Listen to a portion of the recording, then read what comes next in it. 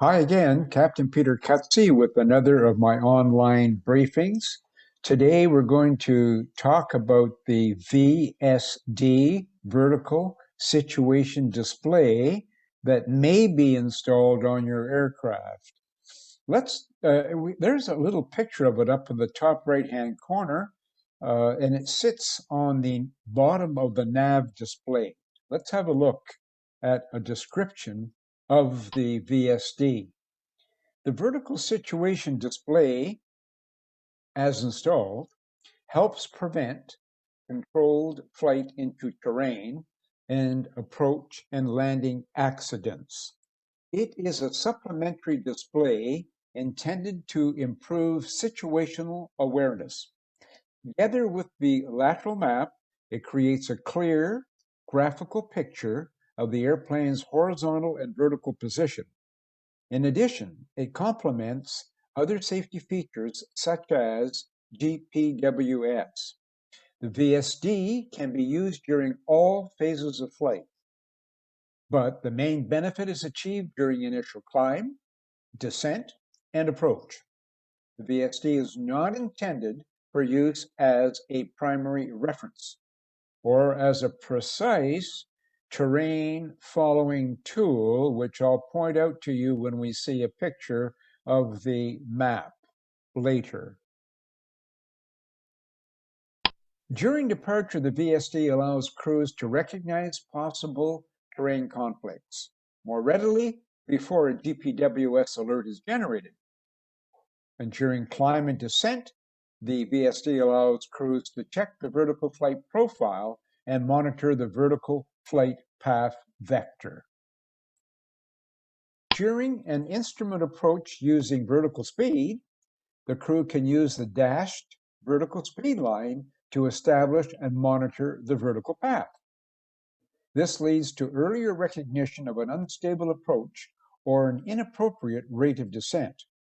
For visual approaches without a published vertical path, a 3-degree reference vector is displayed, and that will be in the form of a dashed cyan line, and I'll point it out to you later.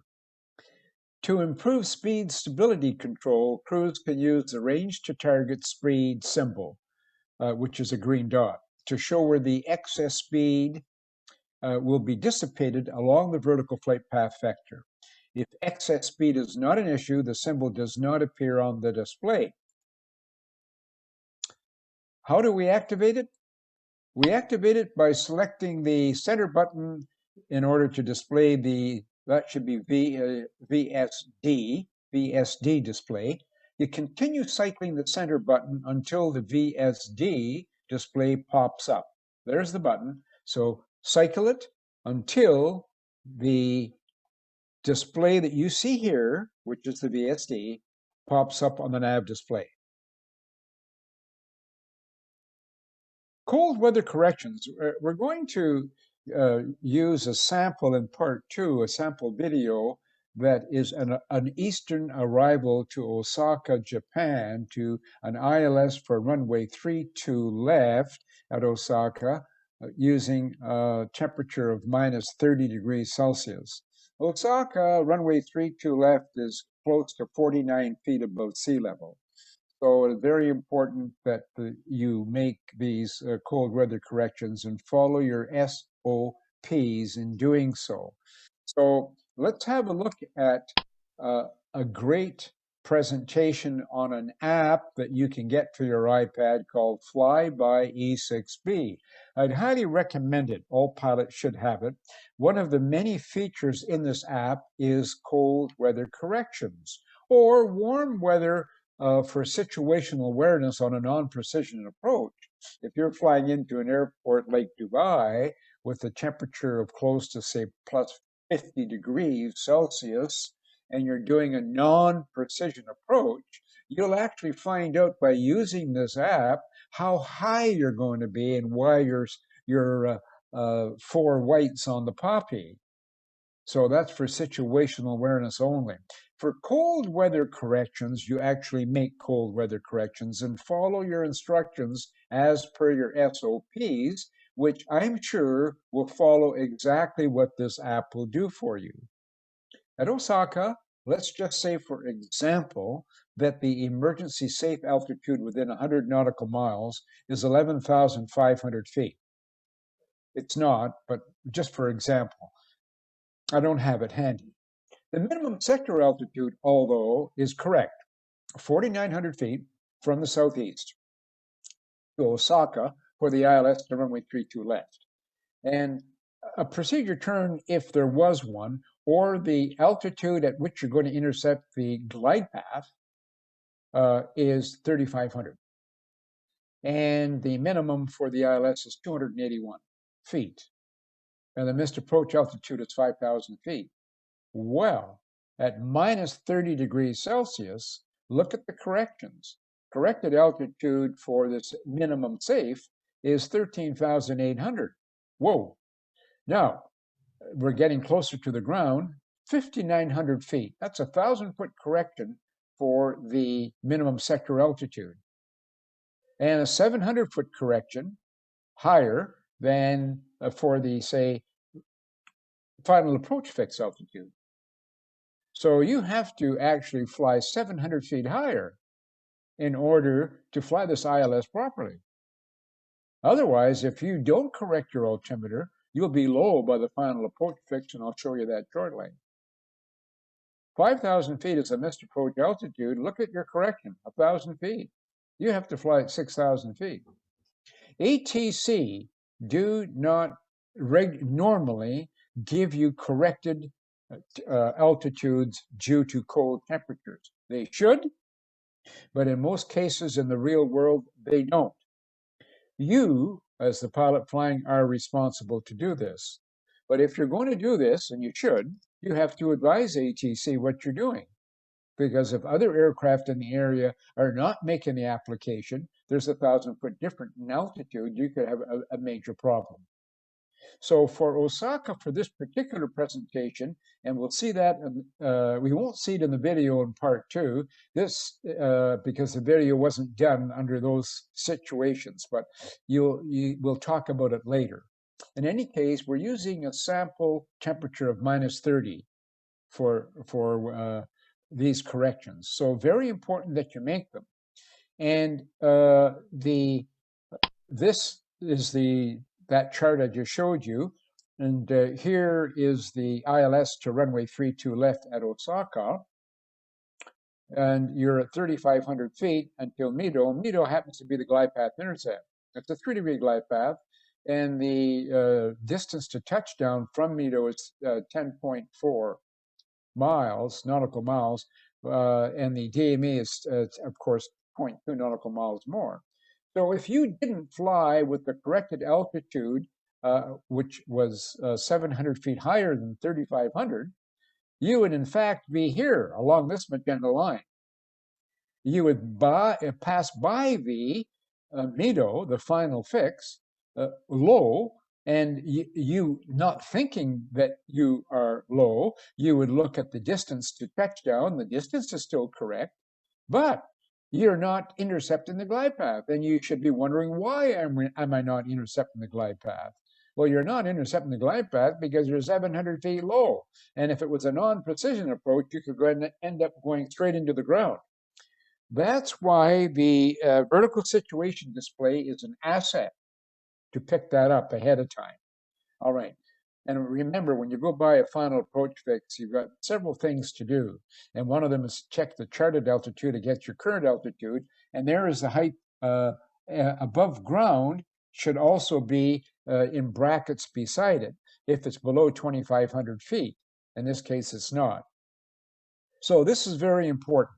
And something else that you have in this beautiful Flyby E6B app is a profile of a chart that represents the corrected altitudes that you just inserted. See, here we are here, 3,500 feet on the chart, but there's your corrected altitude.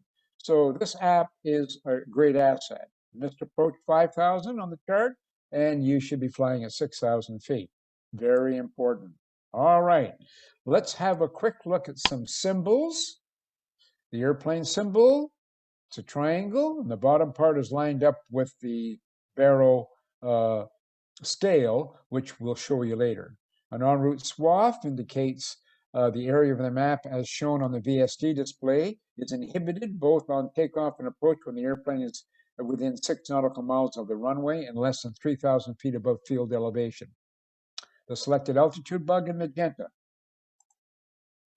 The Barrow minimum, if you're setting your Barrow minimum, will be a dashed green line with a green pointer. If there's no dashed green line, it's because you've actually set the radio altimeter display for a precision type of approach lower than a Category 1 approach, such as a Cat 2 or 3A or whatever. Decision gates at 1,000 feet and 500 feet. And the magenta slope, it represents the slope that's selected from the FMC in the database. And if there is no slope for that approach, then the VSD generates a cyan dashed glide slope of 3 degrees from the threshold to 10 nautical miles back. Flight path vector is this white line in front of the aircraft symbol and represents, in this case, the airplane is climbing. All right, so the MCP selected vertical speed vector is here. If you're using vertical speed and you're climbing, you will get the dashed magenta line in an upward direction. The range to target speed, handy, indicates where the airplane will achieve the FMC or MCP target speed. All right, these are all good. Let's have a closer look at the vertical speed. I took this directly from the FCOM and enlarged it. And there's a vertical speed in magenta dashed. There's a default 3-degree glide path, 10 nautical miles from touchdown. The altimeter scale, Barrow altimeter scale on the left-hand side, 8,000 feet and 6,000 feet, 4,000 feet, 2,000 feet, and the airplane, the bottom of the airplane symbol projected to the left edge should indicate what the altitude is. And if you notice, it's not that accurate. That could be a little less than 2,000 feet. So it's just something that we talked about before. And there is the green dot. This is the actual terrain above sea level. So here it's indicating perhaps it's in the neighborhood of, there's the 2,000 feet, there's the 1,000 feet, there's 500 feet. This could be maybe 300 or 400 feet. So it's not all that accurate. But what is important is the actual runway itself. There is the runway itself. And if you notice, the runway symbol is sitting on top of the green line. Very important when I'm going to show you a little picture later. If your altimeter is not set correctly, that line could be above or below. And if it's below, it means that you've probably got a higher altimeter setting than what you should be. And if you follow the reference, you'll go straight into the ground. So this is a good indicator to ensure that you've got the correct altimeter setting. And we'll look at that later. We have a great terrain feature, green, if the altitude below the aircraft is 500 feet or more. And terrain is between 500 feet and 2,000 feet. It's amber. Now there's 500 feet below to 2,000 feet above. And red if the terrain is above 2,000 feet or above. So a great tool to help you with that. Let's now just quickly go to Google Earth and have a look at the approach that we're going to fly and the terrain. We're going to be coming in over O'Day and then Coday, Mire, Bino, and Ikomo, Mido, which is the final approach fix, at which point you'll intercept the 3-degree glide path runway 32 left at Osaka, and then to the actual airport itself. On the bottom of the screen, you can see the actual terrain elevations. They're very accurate from Google Earth. So that'll just give you an idea before we look at a chart. Here is the eastern arrival, the Ikoma East, Ikome arrival to runway 32 left. And as we mentioned, Kode, Mire, Abino, Ikoma. All right. Now let's go down and we'll have a quick look at the actual chart itself. And here is the chart. And here is the altitude that you would be flying at if you didn't make the correction of 4,200 feet as per the correction table. And if you went by the final fix, your distance may be correct, and that's one of the things you're checking. The other thing is you're checking a radial altitude. If the altitude is below 2,500 feet, it would be in brackets beside this altitude. In this case, it's not for this airport because we're so far back, 10.4 miles from touchdown, and we're above 2,500 feet. But what you would notice if you didn't make the corrected altitude, you would actually not be intercepting the glide slope by MEDO because you're flying too low. And that could be very troublesome for later. You're way too low, 700 feet too low. Now, if this was a non-precision approach, even worse. So you've got to be careful with these settings that we're looking at there. All right. So let's go and have a look at just another little presentation. This is an expanded bit of what we've talked about already with respect to the active waypoint, the flight path vector, and the aircraft symbol, and the barrel bug setting, and the dashed magenta line. There is the swath that we were talking about, and effective on the turn, if the turn is a right turn on that side. And these are different waypoints and symbology. And here's what we've looked at already, which gives us terrain references. So this is part one. We'll have a look at part two, which is the video later. The information my contact information is on the top of the screen, my email address, my telephone number. If you would like a briefing online with your partner for recurrent training or an initial course or whatever, contact me.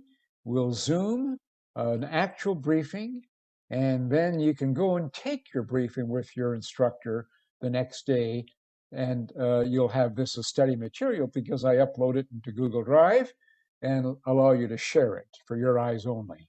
Thanks for watching. See you in the next video.